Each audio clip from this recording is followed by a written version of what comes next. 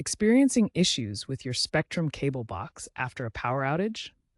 You likely need a signal refresh, which is essentially a power cycle that allows your box to re-establish connection with Spectrum's signal. Unplug both the power cord and the coaxial cable from your Spectrum cable box. Wait 30 to 60 seconds.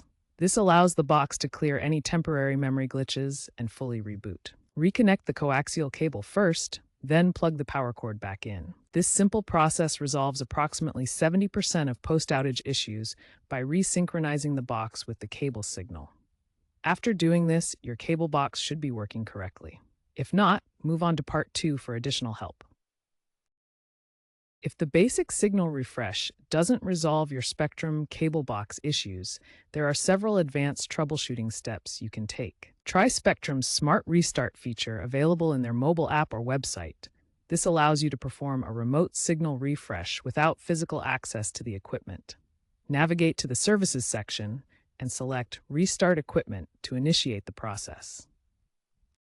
Make sure your modem or router is functioning properly, as it often directly impacts the cable box's signal reception.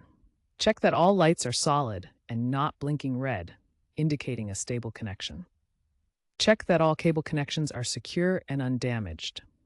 Use Spectrum's mobile app to monitor signal strength levels, which should ideally be above 50 dB/MnV for optimal performance. Common error codes such as ERR1 or blinking red LED lights on the cable box typically point to signal problems. While there are hidden diagnostic menus available, avoid accessing them to prevent voiding your equipment warranty. Looking ahead, as of 2025, Spectrum is heavily integrating streaming options into their service lineup.